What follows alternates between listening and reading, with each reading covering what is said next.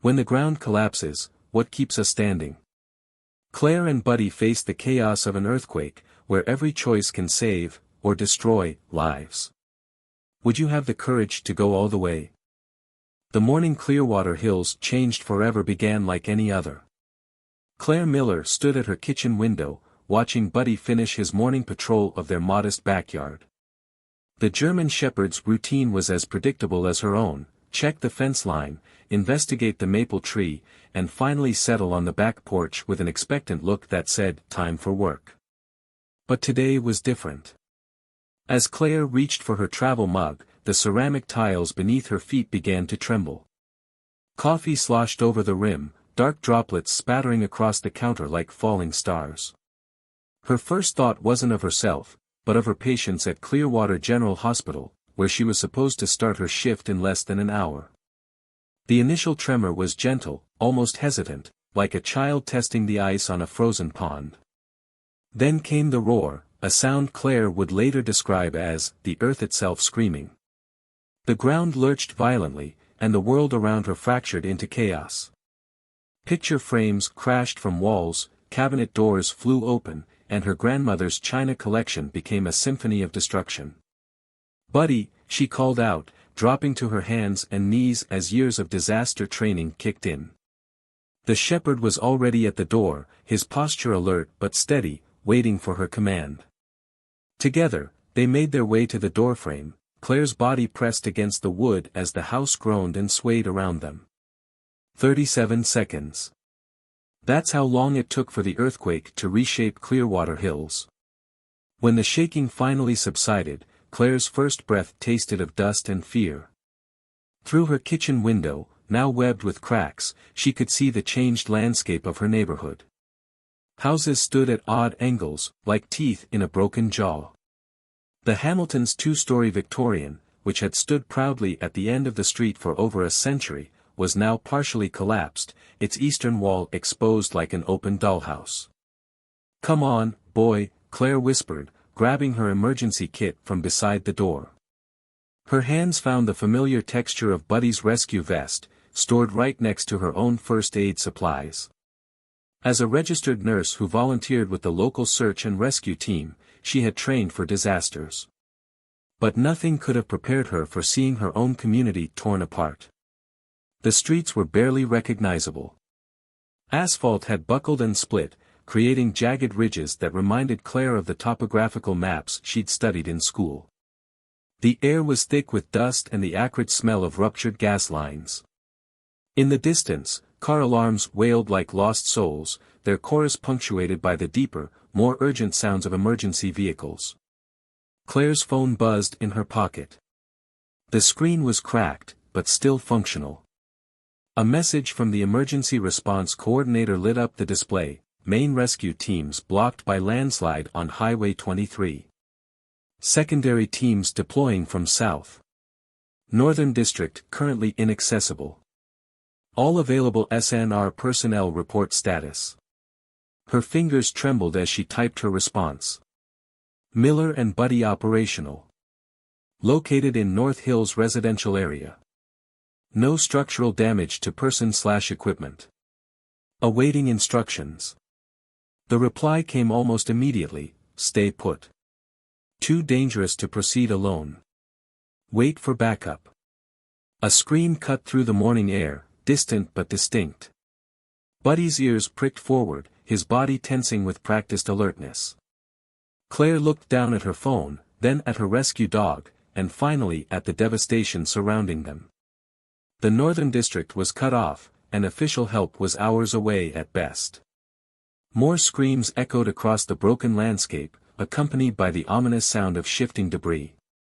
"We can't wait," Claire muttered, more to herself than to Buddy. She clipped his search line to her belt and checked his vest pockets one last time: emergency water, first aid supplies, and the small rescue beacon that would help others locate them if things went wrong. "Find them, boy."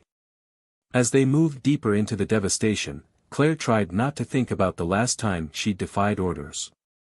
That day, 6 months ago, when she'd lost someone she loved because she hadn't acted quickly enough. The memory sat in her chest like a stone, but today it drove her forward instead of holding her back.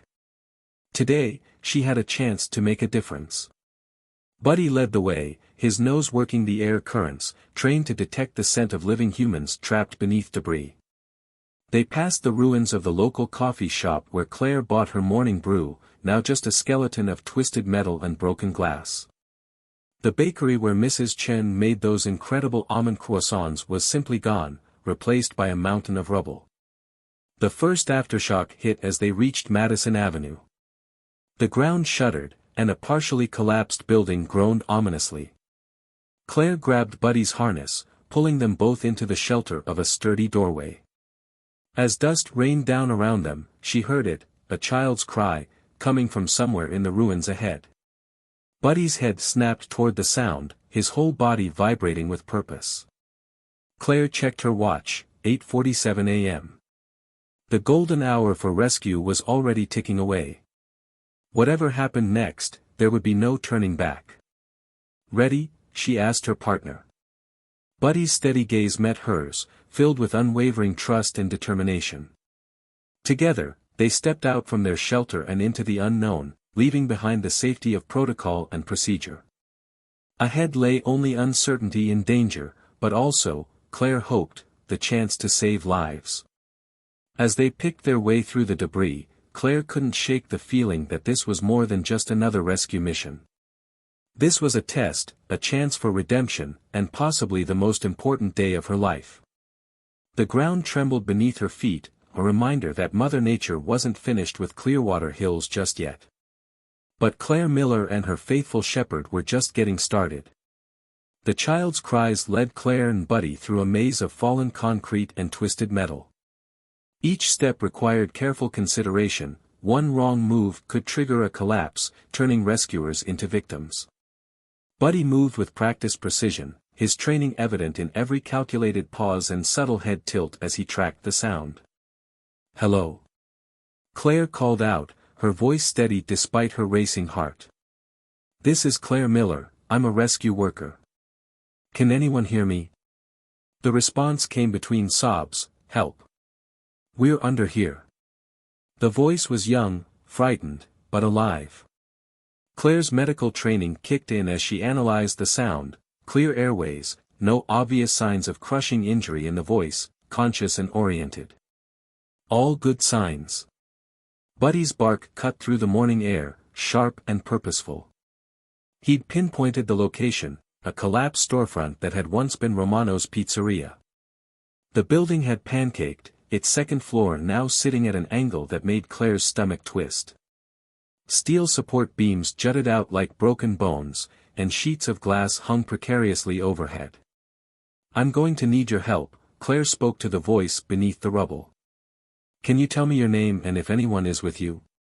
"I'm Maya," the child responded, her voice steadier now. "My mom, she's here too, but she won't wake up." Claire's chest tightened. Unconsciousness could mean anything from shock to severe trauma. Time was critical. She keyed her radio, knowing the chances of reaching emergency services were slim but needing to try anyway. Static answered her call. As she surveyed the scene, looking for a safe approach, another voice cut through the morning chaos, angry, young, and male. "Hey! What the hell do you think you're doing?" Claire turned to see a teenage boy scrambling over a pile of debris. His dark hair was coated with dust, and a thin trail of blood ran from a cut above his eye. Despite his hostile tone, she noticed how he favored his right leg, likely injured in the quake. "I'm a rescue worker," Claire explained, keeping her voice calm. "There's a child trapped under there with her mother." "You're alone," the boy accused, moving closer. "Where's your team? Your equipment?" His eyes narrowed with suspicion, but Claire saw something else there too, fear, raw and familiar. "I'm a nurse at Clearwater General," she explained, gesturing to her ID badge. "This is Buddy, my search and rescue partner. The main teams are cut off by landslides. Where all these people have right now." The boy's stance shifted slightly, his gaze moving to Buddy, who had maintained his position marking where he'd heard the voices. "That's my sister's favorite restaurant," he said quietly. "She was supposed to meet my mom there this morning." Understanding dawned on Claire. "What's your name?" "Jack," he answered, running a shaking hand through his dust-covered hair. "Jack Roberts. My sister Lily, she's 14. She's not answering her phone." Before Claire could respond, another aftershock rumbled through the ground. The partially collapsed building groaned, and fresh debris rained down. Buddy barked urgently, he could sense the structural instability. "We need to move fast," Claire said, her mind racing through options. "Jack, I could use your help, but you need to follow my instructions exactly." "Can you do that?" The teenager's face hardened with determination. "Just tell me what to do." Claire quickly assessed their resources. Her rescue kit contained basic medical supplies, a compact hydraulic spreader, and some safety equipment. Not nearly enough for a major extraction, but it would have to do. "First, we need to establish verbal contact with everyone trapped inside," Claire instructed, falling into the familiar pattern of emergency response. "Maya," she called out. "Can you hear me clearly?" "Yes," came the response, stronger now. "Please hurry. I'm scared." "Maya, honey, I need you to be very brave," Claire continued. "Can you tell me if you see any light coming in around you?" While Maya described her surroundings, Claire handed Jack a hard hat and safety gloves from her kit. His hands were trembling, but his jaw was set with determination. She recognized that look, it was the same one she'd worn 6 months ago, when determination wasn't enough to save someone she loved. "There's a small space," Maya reported. "I can see a little bit of sky through some boards." That was their way in. Claire and Jack worked methodically, clearing debris while Buddy maintained his position, marking the safest approach to the victims. The dog's training was invaluable. He could detect not just the location of survivors but also structural instability through subtle changes in scent and air pressure. As they worked, Claire noticed Jack's movements becoming more focused, his initial hostility replaced by purposeful energy. He was strong, and despite his injury, he worked tirelessly. When they finally created an opening large enough to see inside, his face lit up with hope, then fell as he realized his sister wasn't there. Instead, they found a young girl, maybe 7 years old, curled protectively around an unconscious woman. The space around them was a miracle of physics. Support beams had fallen in just the right way to create a survival pocket. "Maya," Claire called softly, "we're going to get you both out, but I need to check on your mom first. Is it okay if I come in?" The girl nodded, her eyes wide and trusting. Claire turned to Jack, who was staring at the scene with a mixture of disappointment and determination.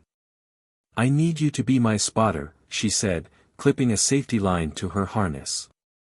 "If anything shifts, if Buddy gives a warning bark, you pull me out immediately. Understand?" Jack gripped the rope tightly. "I got you. Just help them." As Claire carefully maneuvered into the confined space, she felt the weight of multiple responsibilities pressing down on her: the immediate rescue, Jack's missing sister, her own demons that whispered she wasn't qualified to handle this alone. But when her hand found Maya's mother's pulse, weak but present, she knew they'd already passed the point of no return. "Jack," she called out, her voice steady despite the dust filling her lungs, "I'm going to need your help. We're getting them both out, and then we're going to find your sister." The teenager's response was interrupted by another aftershock, longer this time. The building shifted around them, and Claire heard the terrifying sound of glass shattering somewhere above. But she also heard something else, Buddy barking in a distinct pattern that meant he'd detected another survivor nearby. As debris continued to rain down around them, Claire made eye contact with Jack. In that moment, they both understood, this rescue was just the beginning of their day. Somewhere in the ruins of Clearwater Hills, Lily Roberts was waiting to be found, and time was running out. The sound of shifting concrete above them turned Claire's blood to ice. Maya whimpered, pressing closer to her unconscious mother as dust rained down through the cracks in their precarious shelter. Time was running out. "Jack," Claire called out, her voice tight with controlled urgency, "I need the cervical collar from my kit." Her hands moved swiftly over the unconscious woman, Mrs. Martinez, according to Maya, checking for injuries. The mother's pulse was thready but present, her breathing shallow. A nasty gash along her hairline explained the unconsciousness, but it was the awkward angle of her left leg that worried Claire most. "What if we just pull them out?" Jack's voice carried an edge of panic as he passed the collar through the opening. "Buddy keeps barking, that means there's someone else out there. My sister could, we do this right, or we risk making their injuries worse," Claire cut him off, though her heart ached at the fear in his voice. She understood his urgency all too well. 6 months ago, she'd made the mistake of rushing, of thinking speed mattered more than procedure. The memory of what that decision had cost her threatened to overwhelm her focus. Maya's small voice pulled her back to the present. "Is my mom going to die?" "No, sweetie," Claire assured her, carefully securing the cervical collar. "Your mom is very strong, and we're going to get you both out of here. But I need you to be my brave assistant. Can you do that?" The little girl nodded, her tear-streaked face setting in determination. "Good girl. Now, I'm going to check your body for injuries, just like doctors do. Tell me if anything hurts."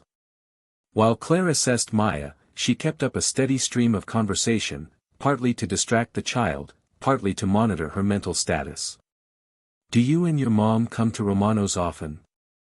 "Every Saturday morning," Maya replied, wincing slightly as Claire palpated her ribs. "Mom says their coffee is better than the fancy place downtown." She was talking to Ms. Lily when everything started shaking. Jack's head snapped up. "Lily? My sister Lily?"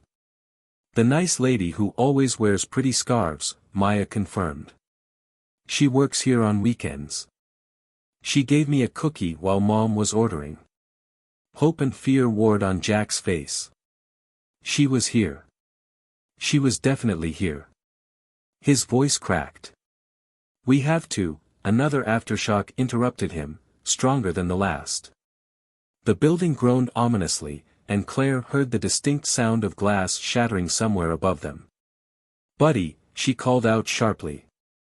The German shepherd's barks changed pitch, a warning. They needed to move, now. "Jack, I'm going to pass Maya to you first," Claire instructed, her voice leaving no room for argument. "Then you'll help me with Mrs. Martinez. Maya, honey, Jack is going to lift you up and out. It might be a little scary, but I promise he won't let anything happen to you." The extraction was a delicate operation. Maya was lighter, easier to maneuver through the tight space, but she clung to her mother, reluctant to let go. It took all of Claire's persuasive skills to convince her it was safe. "Your mom needs you to be brave," she whispered. "The sooner you're safe, the sooner we can help her." Jack's hands were steady as he lifted Maya from the rubble, cradling her with a gentleness that belied his earlier aggression. Claire caught a glimpse of the person beneath his angry exterior, someone who, like her, had been shaped by responsibility and worry for those they loved. Mrs. Martinez was a more complicated challenge. Every movement risked further injury, and the growing frequency of aftershocks made their task more treacherous with each passing minute. Claire's scrubs were soaked with sweat as she worked to stabilize the woman's leg enough for transport. "On my count," she instructed Jack, who had returned to help after settling Maya in a safe spot with Buddy. "We lift together. If she makes any sound, if anything feels wrong, we stop immediately." The extraction took an eternity compressed into minutes. By the time they had Mrs. Martinez clear of the rubble, Claire's arms were shaking from exertion.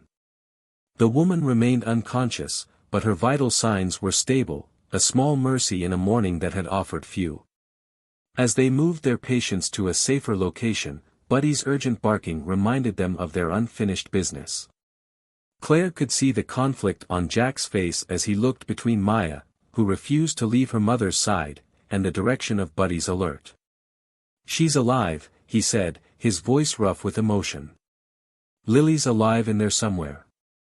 I can feel it." Claire checked Mrs. Martinez's vitals one more time before making a decision. The woman was stable enough to wait for the paramedics she could hear approaching from the south, finally breaking through the blocked roads. Maya had no serious injuries, just scrapes and bruises. They had done what they could here. "Maya," Claire knelt beside the girl, "more doctors are coming to help your mom. They're going to take you both to the hospital where I work. There are lots of good people there who will take care of you. You're leaving." Fear crept back into Maya's voice. "There are other people who need help," Claire explained gently. "Just like you and your mom needed help.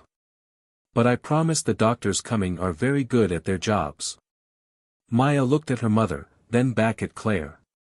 With wisdom beyond her years, she nodded. "Like how you helped us, you have to help Ms. Lily now." "Exactly like that," Claire smiled, squeezing the girl's hand. As emergency vehicles began arriving at their location, Claire turned to Jack. His face was a study in barely contained emotion, hope, fear, determination all warring for control. "Your sister was kind to Maya," Claire said quietly. "She gave a scared little girl a cookie and made her feel safe. Now it's our turn to find her and bring her home." Jack's only response was a tight nod, but as they followed Buddy deeper into the ruins of what had once been Romano's Pizzeria, Claire saw his shoulders straighten with renewed purpose. The ground trembled beneath their feet, another aftershock, another reminder that their time was limited. But this time, they had something they didn't have before, hope, and a direction to follow. Somewhere in the chaos of broken stone and shattered glass, Lily Roberts was waiting. And they were coming for her. The interior of Romano's Pizzeria was a battlefield of broken dreams. Family photos that had once lined the walls lay shattered on the ground, faces smiling up through cracked glass at a world that no longer existed. The morning sun filtered through holes in the ceiling, creating shafts of light that illuminated swirling dust particles like falling stars. Buddy moved with focused intensity, his nose working overtime as he navigated the debris. Claire kept one eye on the dog and another on Jack, whose limp was becoming more pronounced with each step. The teenager's determination to find his sister seemed to be the only thing keeping him going. "We need to check that leg," Claire said, noticing how he winced when climbing over a fallen beam. "I'm fine," Jack snapped, but his face betrayed him as he put weight on the injured limb. "We don't have time, we make time," Claire cut him off, her voice firm but gentle. "You can't help Lily if you collapse." The words echoed in her mind, hauntingly familiar. How many times had her supervisor told her the same thing during her own desperate search 6 months ago? Jack reluctantly sat on a relatively stable piece of concrete while Claire examined his ankle. The swelling wasn't severe, but the bruising suggested a nasty sprain.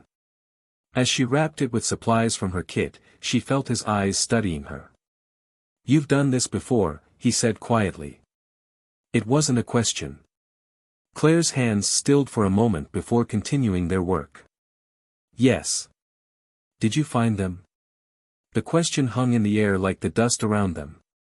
Claire focused on securing the bandage, buying time she didn't have. "I found my brother," she finally answered. "Just not soon enough." Understanding dawned in Jack's eyes. "The Maxwell Building collapse." His voice was barely a whisper. "That was you?" Claire nodded, the memories she'd been fighting all morning finally breaking through. "David was a structural engineer. He called me that morning, said he'd noticed cracks in the foundation that weren't in the original plans. He was worried about the integrity of the building." Her voice caught. "I told him to wait for the inspection team, to follow protocol. But he knew there were people inside, and he went in anyway," Jack finished softly. "I was 3 blocks away when it happened. If I'd just listened, if I'd gone immediately instead of waiting for backup," Claire's voice broke. She busied herself with her medical supplies, trying to regain composure. A distant rumble interrupted the moment. Both Claire and Jack looked up anxiously, but this time the tremor passed without incident. Buddy, who had been patiently waiting nearby, gave a low whine. "That's why you're here alone now," Jack said, realization coloring his voice. "Why you didn't wait for the rescue teams?" "Sometimes following protocol means losing precious minutes," Claire replied, standing and offering Jack a hand up. "Sometimes those minutes cost everything." Jack tested his wrapped ankle, finding it more stable. "Thank you," he said, and Claire knew he meant for more than just the first aid. Buddy's sudden bark redirected their attention. The German Shepherd had moved to what remained of the kitchen area, his tail rigid with alertness. As Claire and Jack carefully made their way over, they could see why. A large commercial refrigerator had fallen across what appeared to be a door to a basement storage area. "The prep kitchen," Jack explained, his voice tight with renewed urgency. "Lily mentioned it once, they store supplies down there." Claire assessed the situation quickly. The refrigerator was too heavy to move without equipment, but there was a small gap between it and the wall.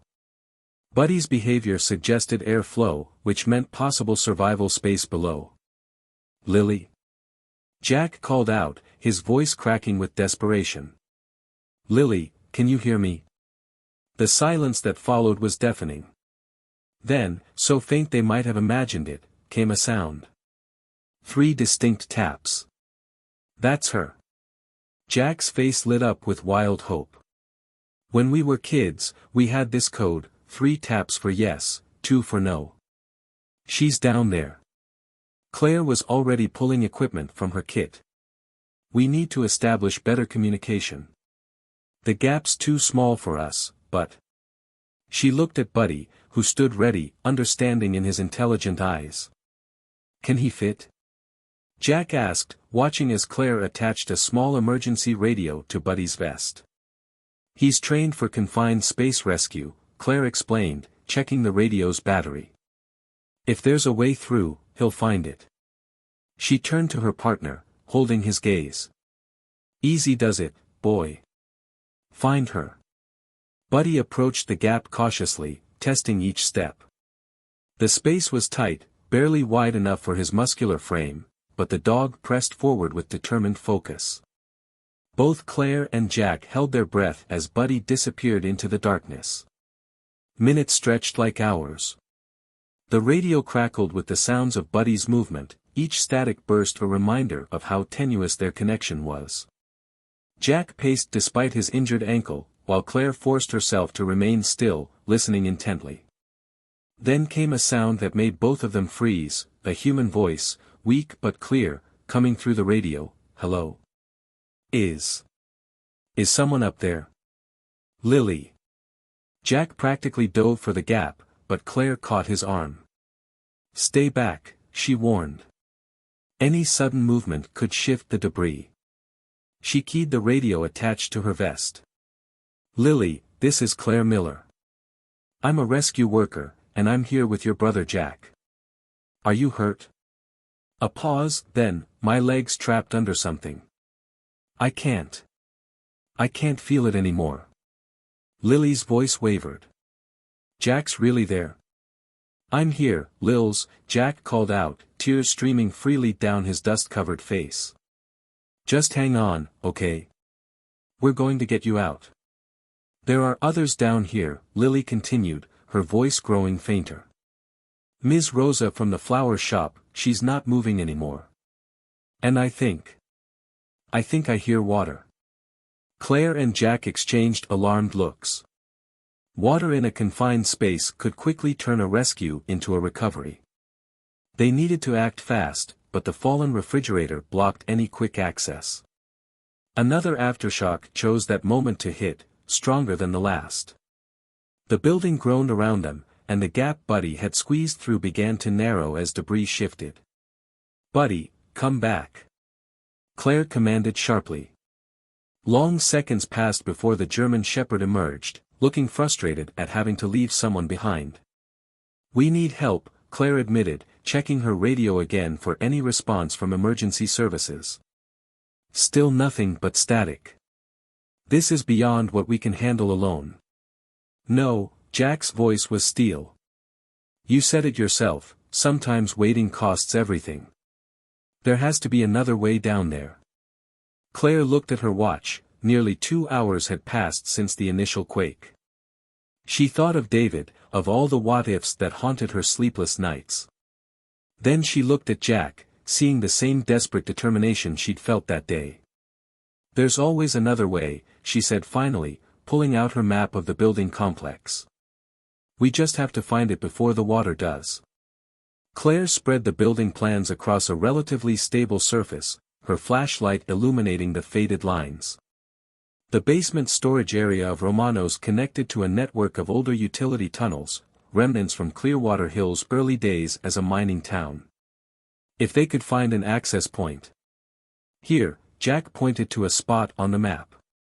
The flower shop connects to the same basement level. Ms. Rosa used the old tunnels for storage, Lily told me once when she was helping with deliveries.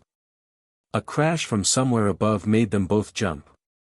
The building was becoming more unstable with each aftershock, and now they had flooding to worry about. Claire keyed her radio again. Lily? How high is the water? Static crackled before Lily's voice came through, weaker than before. Almost to my waist now. It's so cold. A pause, then, Ms. Rosa opened her eyes a minute ago. She's really confused. That was both good and bad news.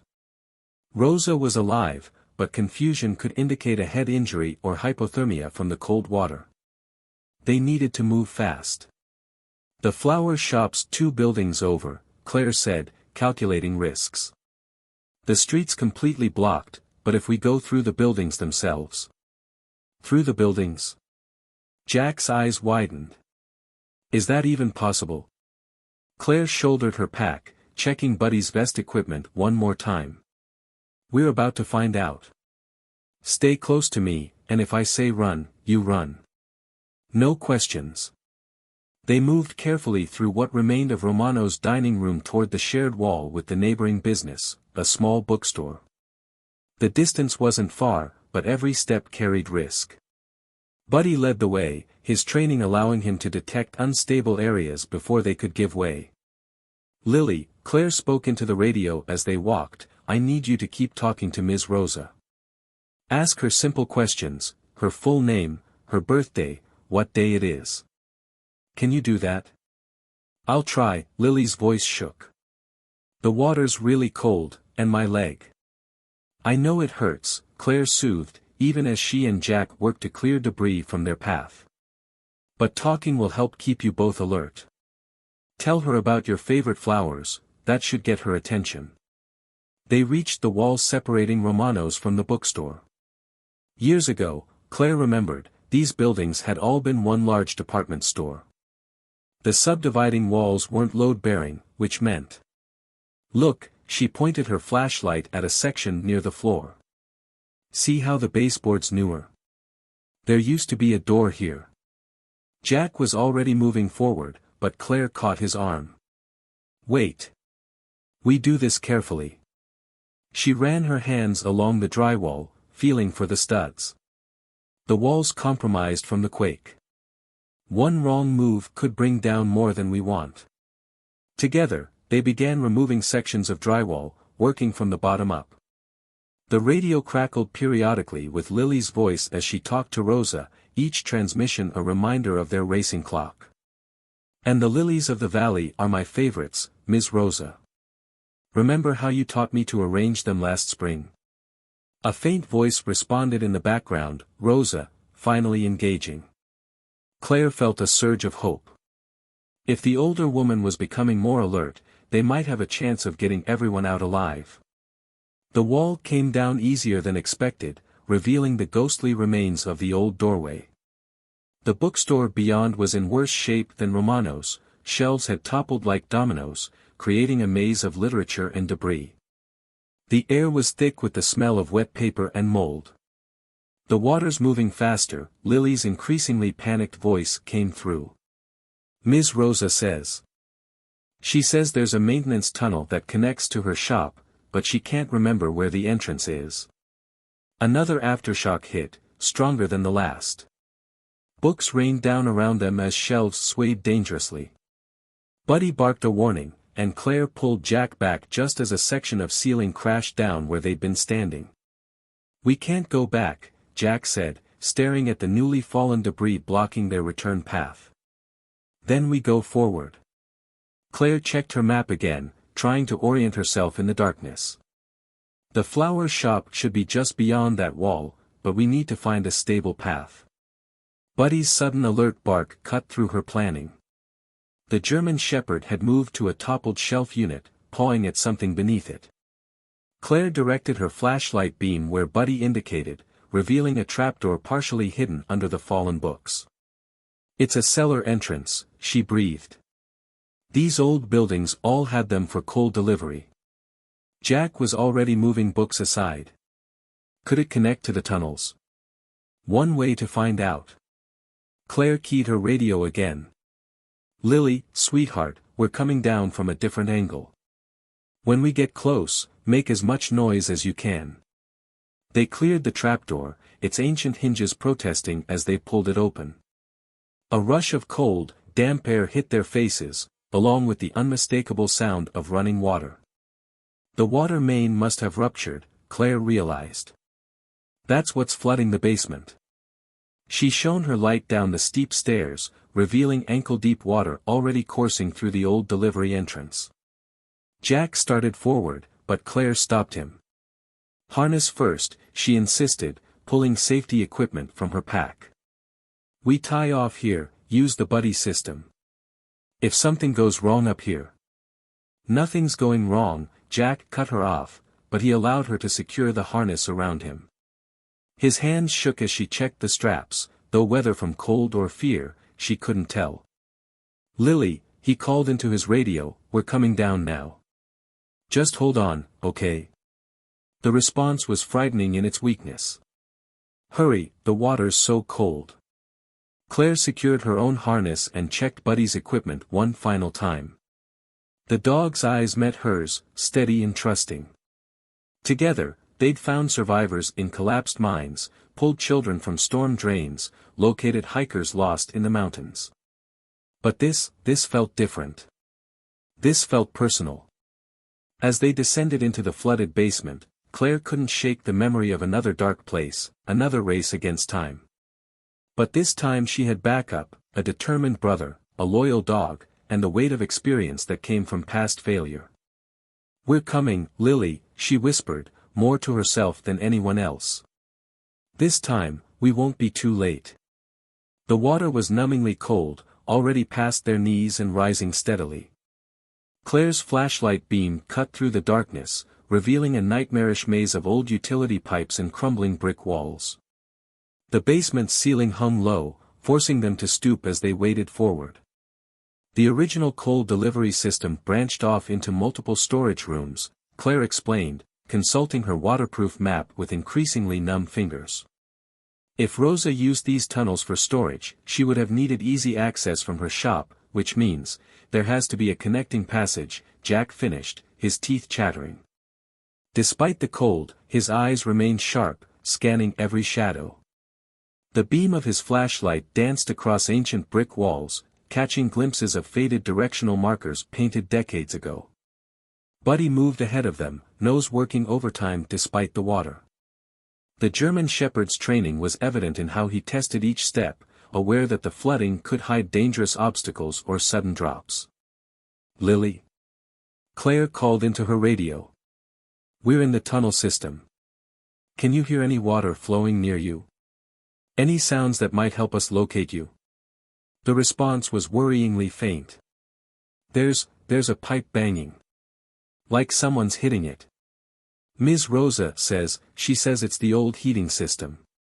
A metallic clanging echoed through the tunnels, but the water distorted the sound, making it impossible to pinpoint the source. The noise bounced off walls and pipes, creating a disorienting chorus of phantom knocks. "Tell Ms. Rosa to keep hitting that pipe," Claire instructed. "It gives us something to follow." She didn't add that it would also help keep the older woman conscious and focused. Hypothermia was becoming a real concern for both trapped women. They pressed forward, each step carefully measured. The water continued to rise, bringing with it debris from above, broken wood, insulation, pieces of people's lives turned to floating ruins. An aftershock sent tremors through the walls, dislodging decades of grime and rust from the pipes overhead. "Watch out!" Claire pulled Jack back as a section of ceiling gave way, sending a cascade of bricks into the water mere feet ahead of them. The splash echoed ominously through the tunnels. "We're running out of time," Jack's voice cracked with frustration. "The whole place is coming down around us." Claire knew he was right. The quake had compromised the structural integrity of the entire block, and the flooding was only accelerating the damage. But as she looked at Jack's desperate face, she saw David's expression that terrible day 6 months ago. "Jack," she said quietly, "I need to tell you something about the day my brother died." They were still moving as she spoke, following Buddy's lead while navigating around fallen debris, but her words carried weight in the confined space. Everyone thought David went into that building on impulse, that he was being reckless. But he wasn't. Claire's voice caught. He'd been tracking the structural problems for weeks. He kept detailed notes, tried to warn people. But no one would listen because he was too young, too junior in the company. Jack's flashlight beam steadied on her face. "Like how no one takes Lily seriously at her job because she's just a teenager." "Exactly like that." Claire nodded. David knew exactly what he was risking when he went in. He made a choice to put others first, just like your sister did this morning when she stayed to help evacuate the restaurant. The parallel hung between them, heavy as the water weighing down their clothes. Then Buddy's urgent bark cut through the moment. The dog had found something, a metal door, half submerged and heavily rusted, with a faded, storage area B painted above it. "Lily?" Jack called into his radio. "We found a door. Can you see any markings where you are?" Static crackled before Lily's voice came through, barely a whisper now. There's a B on the wall. But the door's stuck." Ms. Rosa tried. They were in the right place. Claire examined the door quickly, noting how the frame had warped, likely from years of moisture and the recent seismic activity. The water level was nearly to their chests now, making it difficult to brace properly for any attempt to force it open. "The hinges," she decided. "If we can't open it, we remove it." She reached into her waterproof bag, pulling out a compact hydraulic spreader, essential rescue equipment that she'd nearly left behind this morning. "I'll brace the door," Jack offered, understanding the plan immediately. If it gives suddenly, the water pressure, another aftershock hit, more violent than the last. The tunnel groaned around them, and Claire heard the distinct sound of masonry cracking somewhere above. They had minutes, maybe less. "Lily," she called out as she positioned the spreader, "we're coming through. I need you and Ms. Rosa to move as far from the door as you can. Use whatever you can find to stay above the water level."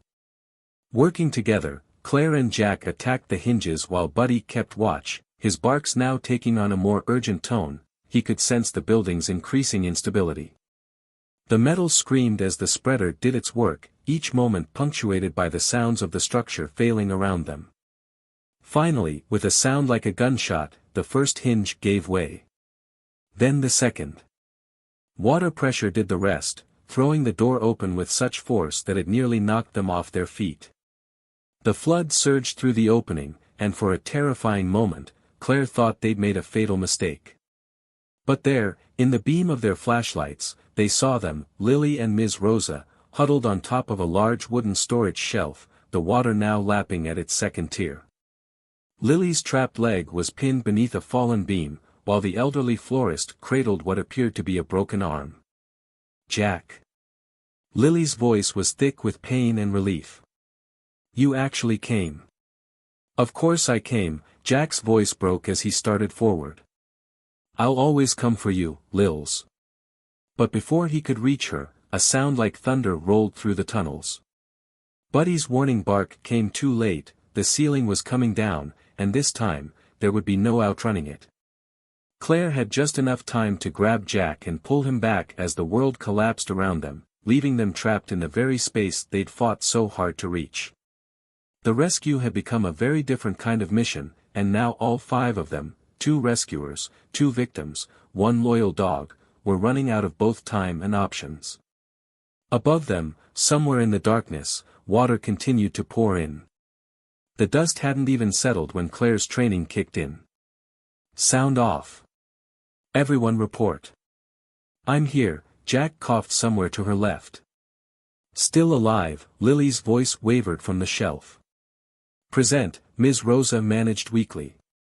Buddy's bark completed the roll call, and Claire allowed herself one breath of relief before switching into full emergency mode. Their flashlights had survived the collapse, creating islands of light in the murky darkness.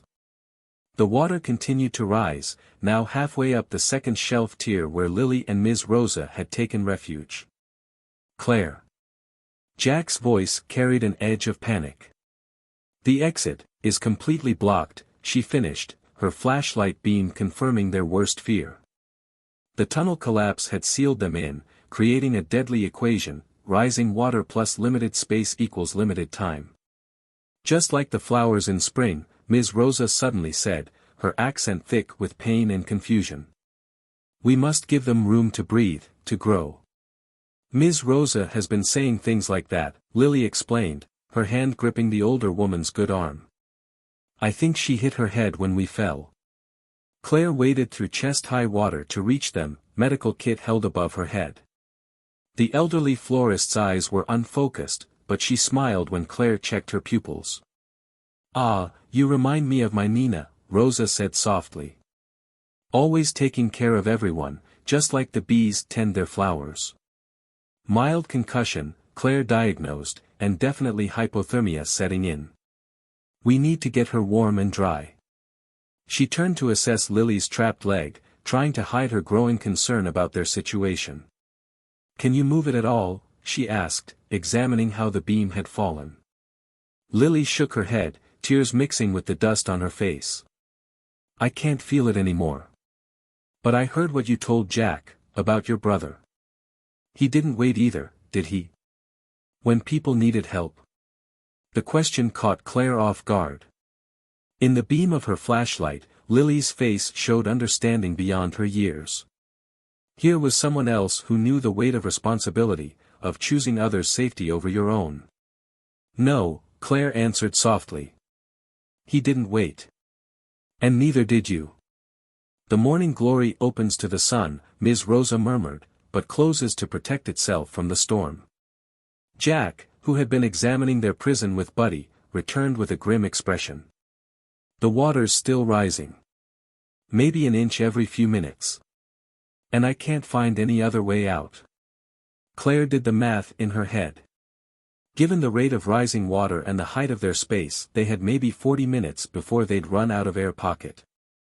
The rescue teams must be close by now, she said, trying to project confidence. They'll have heavy equipment, ways to cut through, but they don't know exactly where we are, Jack finished. And we can't reach them on the radio anymore. The collapse had indeed damaged their communication equipment. They were truly on their own. Los Races, Ms. Rosa said suddenly, her good hand gripping Claire's arm with surprising strength. The roots, they always find a way through the concrete. What do you mean, Ms. Rosa? Lily asked gently. The old heating system, the florist continued, her eyes clearing slightly. When I first bought the shop, the inspector showed me, the pipes, they run up through the foundation. Some were replaced, but the old ones. She gestured vaguely upward. Claire's flashlight followed the motion, revealing a network of pipes running through the ceiling, or what remained of it. Most were modern PVC, but there, in the corner. An original ventilation shaft, she breathed. It would have run all the way to the surface to release coal gas. She turned to Buddy, who was already alert to her excitement. Can you catch any air flow, boy? The German Shepherd moved to the corner, nose working overtime. His tail began to wag, a clear signal. Even if it's intact, Jack said, hope warring with doubt in his voice, it's too narrow for any of us to climb. But not too narrow for Buddy. Claire was already digging in her pack, pulling out emergency flares and a small location beacon. If he can make it to the surface. Like the roots finding sunlight, Ms. Rosa nodded sagely. They worked quickly, securing the emergency equipment to Buddy's vest. The water had risen another few inches, adding urgency to their task. Claire knelt in the water beside her partner, holding his face between her hands. Find help, she whispered. Like we trained. Find help and bring them back. Buddy's intelligent eyes held hers for a moment before he turned to the shaft. The opening was tight, barely wide enough for his muscular frame, but the dog didn't hesitate. With one powerful leap, he caught the edge and pulled himself up. They watched anxiously as Buddy disappeared into the dark shaft, the sound of his movement growing fainter. Then silence. Now what? Jack asked, moving to support his sister as she shifted position on the shelf. Now, Claire said, already pulling equipment from her waterproof bag, we buy ourselves more time. The beam trapping Lily, if we can shift it just enough. But the structural integrity, Jack protested. You said any shift could bring down more, sometimes, Lily interrupted, her voice stronger now, you have to trust that helping others is worth the risk. Right, Claire. Claire met the teenager's gaze, seeing in it the same determination she'd seen in David's eyes that final day. Right. Ms. Rosa, I need you to keep talking to us. Tell us about your flowers, about anything you remember. Jack, you'll brace the beam while I position the spreader. Lily, when I say now, I need you to pull with everything you have. Like the sunflowers, Ms. Rosa said, her voice surprisingly clear. They turned together, supporting each other as they reached for the light. As they worked, the water continued its relentless rise. But something else was rising too, a sense of unity, of shared purpose. They were no longer rescuer and victims, but a team fighting together against time and nature itself. Above them, somewhere in the maze of old pipes and broken concrete, a German shepherd raced toward daylight, carrying with him their hopes for survival. And in the flooded darkness below, for people, a nurse haunted by her past, a teenager who chose to stay behind, her brother who never stopped searching, and an elderly florist who spoke wisdom in metaphors, prepared to risk everything on one desperate gamble. The water rose another inch, and Claire knew, whatever they were going to do, they had to do it now. The hydraulic spreader felt heavier than usual in Claire's hands, its metal surface slick with water and condensation. She positioned it carefully beneath the beam pinning Lily's leg, knowing they would only get one chance at this. The water's getting higher, Jack reported, his shoulders straining as he braced the beam's other end. The flood had reached the third shelf tier, leaving them with precious little space between water and ceiling. Like the spring floods in my village, Ms. Rosa mused, more lucid now despite her injuries. The river would rise so fast, but my father always said, Rosa, the water brings life before it brings death. She adjusted her position on the highest shelf, cradling her broken arm. We must work with it, not against it. Claire looked up sharply. The water pressure, we can use it to help lift the beam. Her mind raced through physics calculations. If we time it right with the spreader. But won't the pressure make it more likely to shift the wrong way? Jack asked, anxiety clear in his voice. Not if we control the direction, Claire explained. Lily, can you feel anything at all in your leg? The teenager shook her head, her face pale but determined. Nothing below the knee. But I trust you. Those 3 words carried the weight of David's last message to Claire, I trust you'll understand why I had to try. She pushed the memory aside, focusing on the present. Jack, I need you to brace the beam exactly where I show you, Claire instructed. Ms. Rosa, keep talking to Lily, we need her alert and ready to move the instant her leg is free. Ah, yes, the elderly florist nodded. Like when the tulip bulbs wake in spring, they must be ready to push through the earth at exactly the right moment. They worked methodically, positioning the spreader while the water continued its steady rise. Claire tried not to think about how long it had been since Buddy disappeared up the ventilation shaft, or whether their rescue equipment's location beacon was still functioning in the wet conditions. "Everyone ready?" Claire asked, her finger on the spreader's trigger. "On my count, 3, 2. A violent aftershock chose that moment to hit. The confined space amplified the sound of grinding metal and shifting concrete. A section of pipe broke loose from above, sending a new cascade of water into their already flooded refuge. "Now!" Claire shouted, activating the spreader while Jack threw his whole weight against his end of the beam. The hydraulics whined in protest as the brutal forces of water and machinery fought against tons of debris. For one terrible moment, nothing happened. Then Lily screamed, a sound of pain and hope mixed together as sensation flooded back into her trapped leg. The beam shifted incrementally, lifted by their combined efforts and the water's insistent pressure. "Pull!" Claire commanded. Lily pulled with all her remaining strength while Jack and Claire maintained pressure on the beam. Ms. Rosa, despite her broken arm, reached out to help drag the teenager clear. For a breathless second, it seemed to be working. Then everything went wrong at once. The beam slipped, the water pressure suddenly working against them. Jack lost his footing in the chest-deep flood, and Claire's spreader began to buckle under the strain. Worse, the movement had destabilized their already precarious ceiling. "Look out!" Claire had just enough time to shout before a shower of debris rained down. She lunged forward, shielding Lily with her body as chunks of concrete splashed into the water around them. When the dust settled, they found themselves in an even smaller space. The collapse had taken another precious foot of headroom, leaving them with barely enough space to keep their heads above the still rising water. But Lily was free. "I can feel it," she sobbed, clutching her injured leg. "It hurts so much, thank God it hurts." Claire quickly examined the limb, her experienced hands finding severe bruising but, miraculously, no obvious breaks. The real concern would be compartment syndrome once blood flow fully returned, but that was a problem for later, if they had a later. "The flowers," Ms. Rosa suddenly said, her voice carrying an odd note of urgency. "In my shop, when the power fails, the sprinkler system backs up," Lily finished, understanding dawning on her face. "That's why the water's rising so fast, the building's emergency systems are pumping it in." Claire did rapid mental calculations. If the water was coming from multiple systems, not just the broken main. "We have less time than I thought.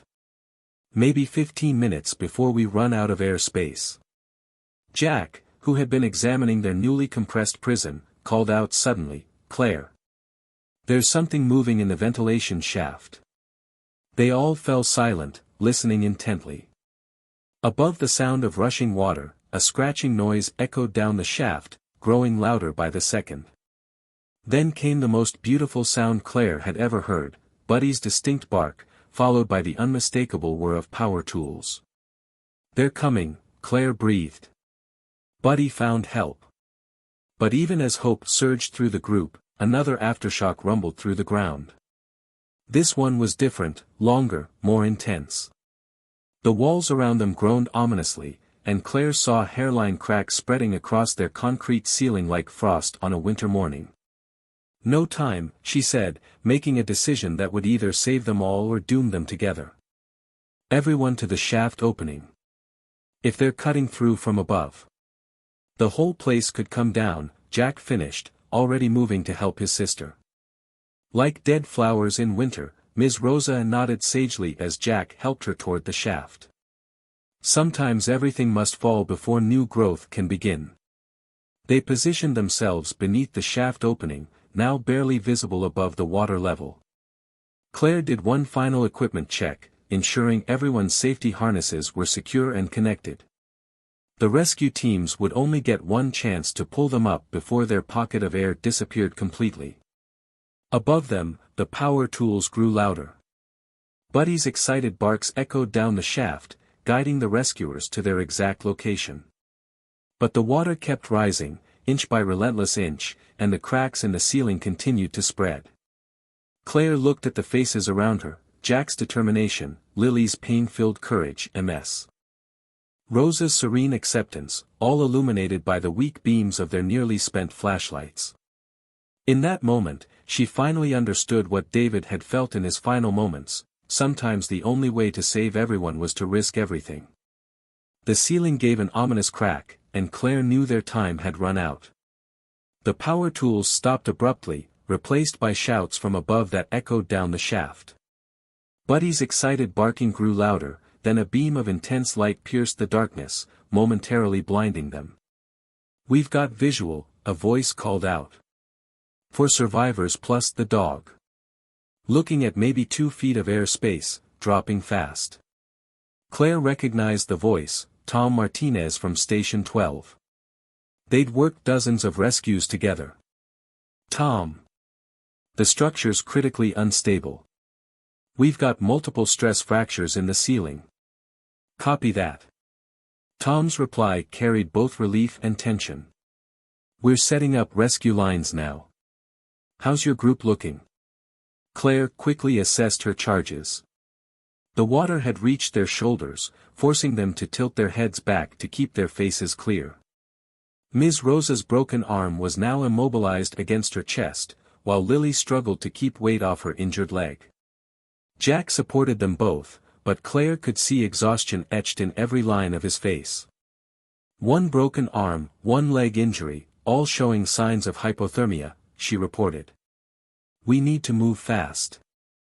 "Sending down the first line," Tom called. "But Claire, this whole block is shifting. We're getting readings that suggest," another aftershock cut him off. "This one wasn't as strong as the others, but in their weakened space, it didn't need to be." A spiderweb of cracks spread across the ceiling with frightening speed, and chunks of concrete splashed into the water around them. "The shaft's starting to deform," Tom shouted. "We're losing our window." The rescue line dropped down, its end weighted to cut through the water. Claire grabbed it, already doing the mental calculations. The shaft was narrow, they'd have to go up one at a time. But who should go first? "Ms. Rosa," Lily said firmly, as if reading Claire's thoughts. "She needs medical attention for her arm, and she's the lightest." The elderly florist shook her head. "No, mi amor. Young flowers must bloom first." "We don't have time to argue," Claire decided. "Ms. Rosa goes first, then Lily." "Jack, you'll be third," like hell, Jack cut her off. "I'm not leaving my sister." "Jack Roberts," Lily's voice carried surprising authority despite her obvious pain, "you'll do exactly what Claire says. We didn't all survive this long to fail now." Another crack appeared in the ceiling, this one running directly to the shaft opening. Water began pouring in faster, the level rising with terrifying speed.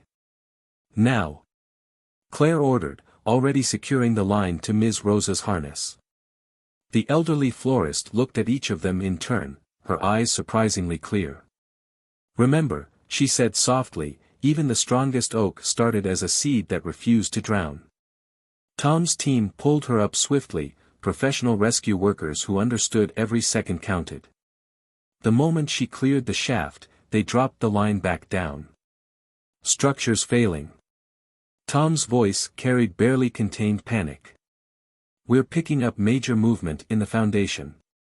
Claire helped Lily into position, trying not to think about how the water had risen another inch in just those few seconds. The teenager's face was a mask of pain as the harness pressed against her injured leg. "Claire," Lily grabbed her arm before they could send her up. "What you said about your brother, thank you for understanding why I stayed to help." The words hit Claire like a physical blow. In Lily's eyes, she saw the same dedication to others that had driven David to his fate. But this time, the story would end differently. Up. Claire commanded, and Lily was pulled into the shaft.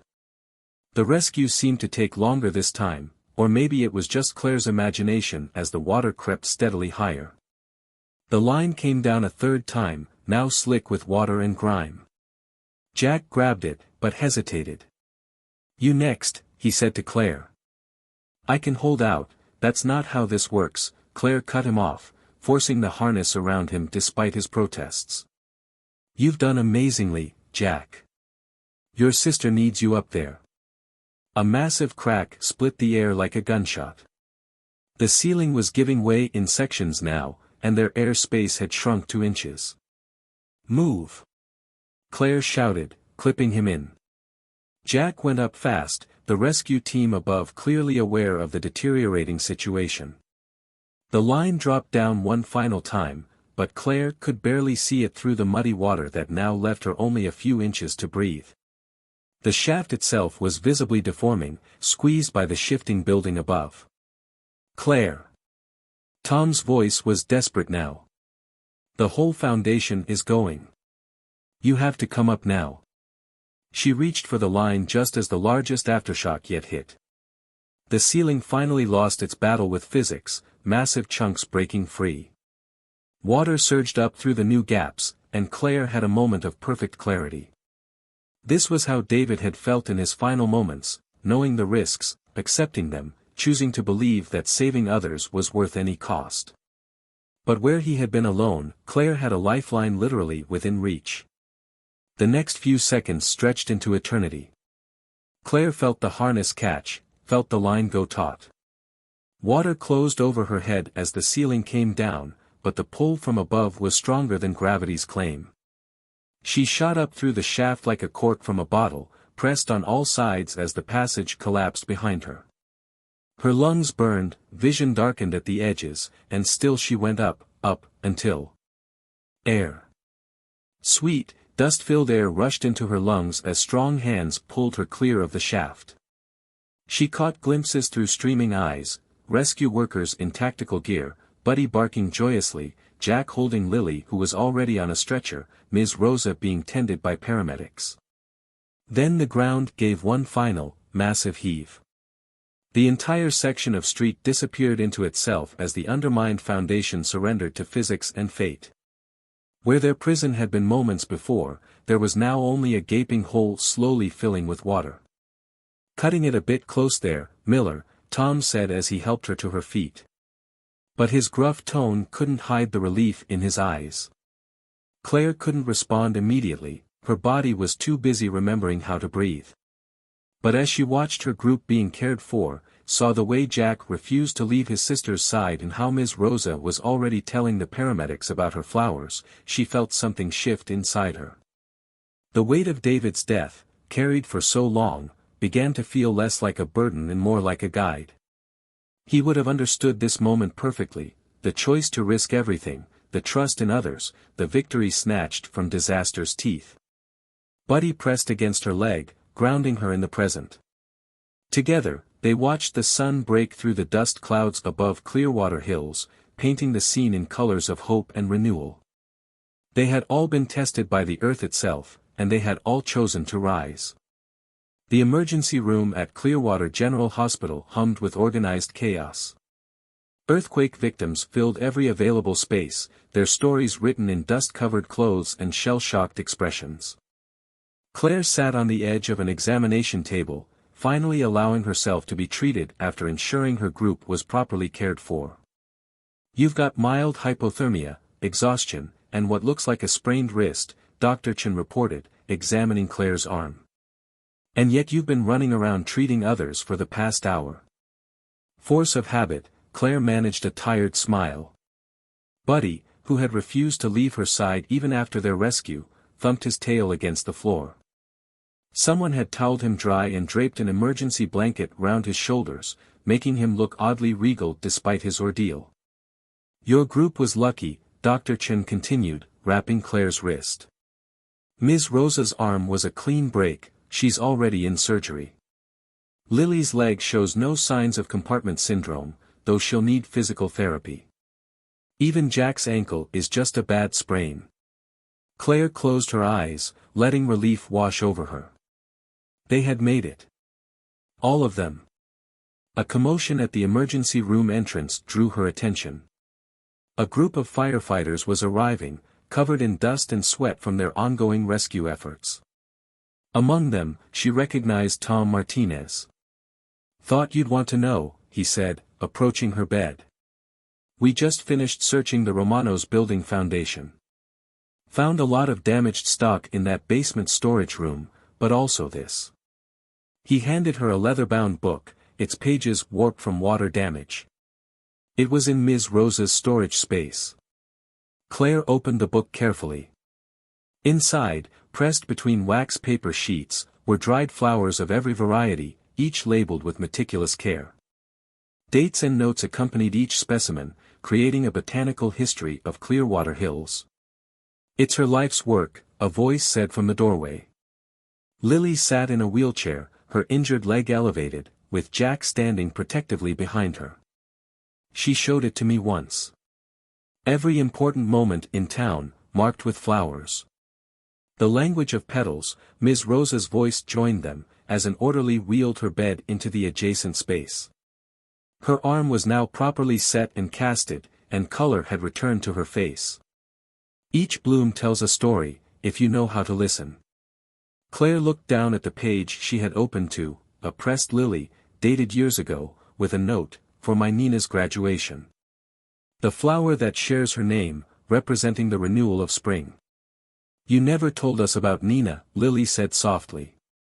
Ms. Rosa's eyes grew distant. "My daughter. She was a nurse, like you," she nodded to Claire. "We lost her in another disaster, many years ago. But she taught me that even when flowers fade, their seeds carry life forward." The weight of this revelation settled over the group. Claire thought of David, of how his choice had planted seeds she was only now beginning to understand. "Speaking of moving forward," Dr. Chen interrupted gently, "all of you need rest." The next few days, another aftershock rolled through the building, smaller than before but enough to make everyone tense. Buddy stood alert, and Claire automatically reached for her emergency kit before realizing it was no longer at her side. "It's okay," Jack said, his hand finding his sister's shoulder. "We're okay." Claire watched as Lily covered her brother's hand with her own, saw how Ms. Rosa's serene smile never wavered. The aftershock passed, but something remained, a connection forged in darkness and danger, stronger than fear. "You know," Ms. Rosa said thoughtfully, "in my garden, after a storm, the first thing I do is check which plants have supported each other. The tall ones sheltering the small, the strong roots holding firm for all. Like a German shepherd leading rescuers through ventilation shafts." Lily smiled at Buddy, who wagged his tail at being mentioned. "Like a brother who never stopped searching," Claire added, watching Jack duck his head in embarrassment. "Like a nurse who understood why some must stay behind to help others," Ms. Rosa finished, her knowing eyes meeting Claire's. A comfortable silence fell over the group, broken only by the continued bustle of the emergency room around them. Through the windows, Claire could see emergency vehicles still racing through the streets of Clearwater Hills, their lights painting the dust-filled air in flashes of red and blue. "I should get back out there," she said, moving to stand, but multiple voices stopped her. "You will do no such thing," Dr. Chen said firmly. "Even the most dedicated gardener must rest to tend tomorrow's flowers," Ms. Rosa added. "Besides," Jack grinned, "Buddy's already asleep." Sure enough, the German shepherd had curled up beside Claire's bed, his mission complete. As if sensing her gaze, he opened one eye and gave his tail a single, tired wag. Claire felt the adrenaline of the past hours finally draining away, leaving behind an bone-deep exhaustion. But there was something else too, a sense of peace she hadn't felt since losing David. Perhaps Ms. Rosa was right about seeds carrying life forward. Perhaps every act of courage, every choice to help others, planted something that would grow beyond the moment. "Rest," Ms. Rosa said again, her voice carrying the gentle authority of one who had weathered many storms. "Tomorrow, we begin to rebuild. Together." As Claire finally allowed herself to lie back on the examination table, she heard Lily asking Ms. Rosa about the flowers in her book. The elderly florist's voice took on a teacher's tone as she began to explain the language of petals, each bloom a story of survival and renewal. Outside, the sun was setting on Clearwater Hills, its light turning the dust clouds into sheets of gold. Somewhere in that golden haze, Claire knew, others were still working, still rescuing, still choosing to help. But for now, in this moment, she could rest. Buddy sighed contentedly in his sleep, and Claire felt her eyes growing heavy. Tomorrow would bring its own challenges, its own choices. But they would face them as they had faced the darkness, together, supporting each other, like flowers turning toward the light. 1 week after the earthquake, Claire stood in front of what remained of Romano's pizzeria. The morning sun cast long shadows through the skeletal remains of the building's facade, while cleanup crews worked steadily to clear the debris. Buddy sat beside her, his pose alert but relaxed, both of them watching the careful dismantling of the place that had nearly become their tomb. Strange to see it in daylight, isn't it? Claire turned to find Lily approaching, supported by crutches, with Jack hovering protectively at her side. The teenagers had changed in subtle ways over the past week. Lily carried herself with a quiet confidence, while Jack's formerly defensive posture had softened into something more open. "How's physical therapy going?" Claire asked, noting Lily's improved mobility. "Better every day," Lily smiled. "Though not as exciting as our last adventure together." "I think we've had enough excitement for a while," Jack interjected, but his tone was light. The dark circles under his eyes had faded, replaced by the normal alertness of youth. "You're early for our meeting," Claire observed. They had all agreed to gather here today, their first reunion since being discharged from the hospital. "We wanted to see it first," Lily explained, gesturing to the ruins. "To remind ourselves it was real." Claire understood perfectly.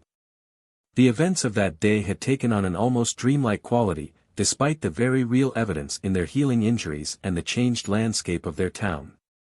A familiar voice called out behind them, "Ah, my garden is already blooming." They turned to see Ms. Rosa approaching, her broken arm in a bright floral sling that matched her dress. She carried a large wicker basket in her good hand, and the morning breeze carried the scent of fresh-baked bread. "From my neighbor's kitchen," she explained, setting the basket down on a nearby concrete block. "Since my own shop is." She gestured vaguely at the destruction, but her smile never wavered. "Still, we must break bread together, yes? To celebrate new beginnings." As if on cue, Buddy's ears perked up at the mention of food, drawing laughs from the group. The German Shepherd had become something of a local celebrity after the rescue, with the town's children treating him like a canine superhero. "Before we eat," Ms. Rosa continued, "I have something to show you." She produced several small envelopes from her basket. "Seeds, from my garden. Saved before the quake, as I always do each season." She handed one envelope to each of them. Claire opened hers to find tiny black seeds nestled in the paper. "Moonflowers," Ms. Rosa explained. "They bloom in darkness, turning their faces to the stars when all other flowers sleep. Like certain brave souls who shine brightest in the darkest moments." Lily received morning glories, "For your resilience, mi amor." Jack got sunflower seeds, strong enough to hold others up, and she even had a special treat for Buddy, organic dog biscuits shaped like daisies. "But there's more," the elderly florist continued. "The city council approved my proposal. The empty lot next to the hospital, it will become a community garden. A place of healing, where these seeds and many others can grow." "That's wonderful," Claire started to say, but Ms. Rosa wasn't finished. "And you, my dear," she fixed Claire with a knowing look, "will help me design it. A place where rescue workers can find peace, where patients can walk among the blooms, where survivors can remember that beauty follows even the worst storms." Claire felt her throat tighten with unexpected emotion. She thought of David, of how he would have appreciated this blend of practical help and symbolic meaning. The garden needs all of us, Ms. Rosa continued. Lily's eye for design, she's already sketched some lovely plans. Jack's strength for the heavy work. Claire's understanding of healing. Even Buddy's protective instincts. She smiled at the dog. Every garden needs a faithful guardian. The sound of construction equipment filled the momentary silence as workers continued clearing debris nearby. But now Claire noticed something she hadn't before, small green shoots pushing through cracks in the concrete, nature already beginning its work of renewal. Life finds a way, Ms. Rosa said, following her gaze. Like certain stubborn nurses who don't know when to quit. Or teenage pizza shop workers who stay behind to help others, Claire added, smiling at Lily. Or brothers who never stop searching, Lily squeezed Jack's hand. Or wise florists who know exactly what everyone needs, Jack finished. They settled into a comfortable circle, sharing Ms. Rosa's bread and trading memories that already felt like folklore, the endless darkness, the rising water, the final desperate climb to safety. But now these stories had lost their power to frighten, transformed into tales of triumph rather than terror. Next week, we break ground on the garden, Ms. Rosa announced. But today. She reached into her basket one final time, producing her restored flower book. The water-damaged pages had been carefully dried and preserved, each precious specimen still telling its story. Today, we add a new page, she said, opening to a blank sheet. In her hand, she held a small pressed flower, one Claire recognized from the hospital's courtyard. The first bloom after the earthquake. A reminder that even the hardest ground can nurture new life. As Ms. Rosa carefully placed the flower in her book, Claire felt something settle in her heart. The weight of David's death hadn't disappeared, but it had transformed, like a seed breaking open to allow new growth. In saving others, in choosing to face the darkness, she had finally understood his choice in a way that no amount of grief or guilt could have taught her. Buddy rested his head on her knee, and Claire scratched behind his ears, feeling the simple joy of being alive, of being part of this unlikely family forged in crisis. Above them, reconstruction cranes swung through the clear blue sky, and all around, Clearwater Hills was slowly, steadily rebuilding. Like Ms. Rosa's seeds, they had weathered the storm. And now, together, they would grow towards the light. 3 months after the earthquake, Claire stood at the entrance of the newly opened memorial garden, watching the morning sun paint the autumn sky in shades of promise.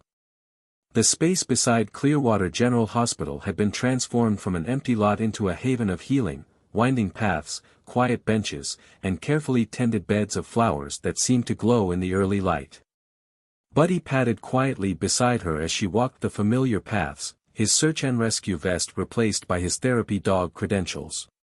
Together, they had started a new routine. Before each hospital shift, they would walk the garden, offering comfort to patients who ventured out for morning air and gentle exercise. There you are. Lily's voice carried across the garden. She was watering the morning glories that climbed the garden's eastern wall, her previously injured leg now strong enough to let her move without crutches. The teenager had taken to gardening with unexpected passion, working alongside Ms. Rosa whenever she wasn't attending her college preparation classes. Just making our rounds, Claire smiled, watching Buddy trot over to greet Lily. How are the new blooms doing? See for yourself, Lily gestured to a section they called the Moonflower Walk, Claire's contribution to the garden design. The night-blooming flowers were closing now, their white petals folding away from the morning light, but their sweet fragrance still lingered in the air. Ms. Rosa says they've never bloomed so abundantly, Lily continued. She thinks it's because of the soil composition from the earthquake debris we mixed in. Something about renewal rising from ruins. The mention of Ms. Rosa brought a fond smile to Claire's face.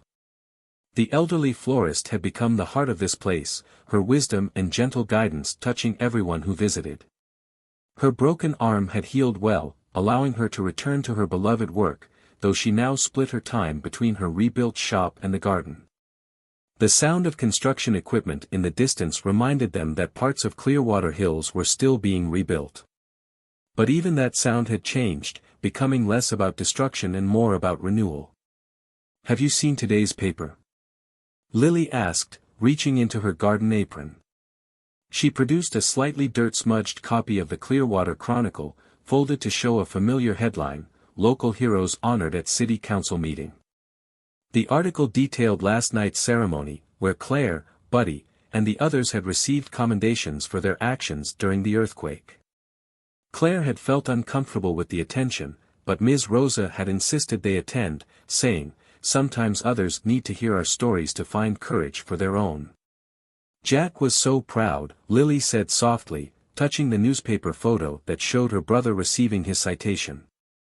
Though he tried to play it cool, of course. Speaking of Jack, Claire glanced at her watch. "Isn't he supposed to be here? We're meeting with the new therapy dog training group this morning. Running late. He's finishing his application for the emergency response training program." Lily's eyes sparkled with pride. "Tom Martinez is sponsoring him." Claire nodded, remembering her conversation with Tom about Jack's potential. The teenager who had once been so angry at the world had found his calling in helping others, inspired by the very crisis that could have broken him. The garden's main path led them to its centerpiece, a small reflection pool surrounded by benches. Here, mounted on a simple stone, was a plaque listing the names of those lost in the earthquake. Among them was a familiar one, David Miller. Claire reached out to touch her brother's name, a gesture that had become part of her morning ritual. But now the touch held more peace than pain, more gratitude than grief. "I finally understand, David," she whispered, soft enough that only Buddy's sensitive ears could hear.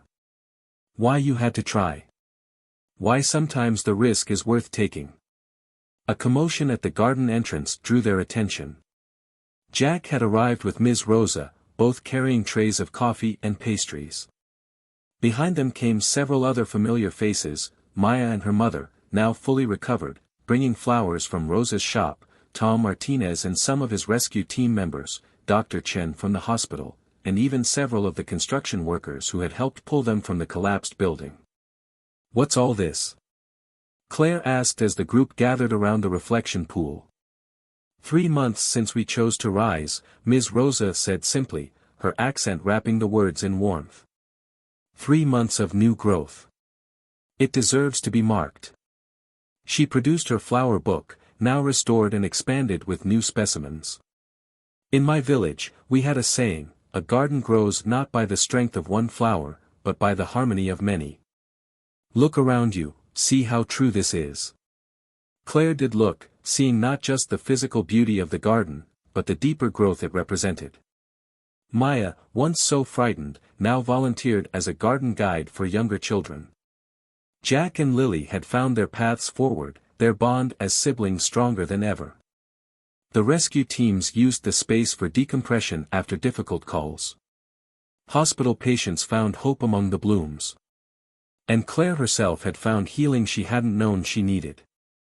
David's memory no longer haunted her but inspired her, just as she now inspired others through her work with Buddy in the hospital's therapy program. To new beginnings, Ms. Rosa raised her coffee cup in a toast. "And to those who showed us the way," Claire added, thinking of David, thinking of all of them, how each person's courage had created ripples that touched countless others. The morning sun climbed higher, catching the dew on the flowers and transforming each drop into a prism of light. Somewhere in the distance, another building was being rebuilt, another story of renewal taking shape. But here in the garden, surrounded by the family they had forged in darkness, they had already built something unshakable. Buddy pressed against Claire's leg, his steady presence a reminder of all they had been through and all that lay ahead. Above them, the morning glories turned their faces to the sun, while deep in the soil, Ms. Rosa's gifted seeds continued their patient journey toward light. This was their legacy, not just survival, but growth. Not just rescue, but renewal. Not just healing, but hope, blooming again and again, as steadfast as the flowers that opened each morning to remind Clearwater Hills that after every darkness comes dawn. And in that dawn, they were all exactly where they needed to be, together, growing stronger, reaching higher, their roots intertwined in the garden of second chances they had planted together.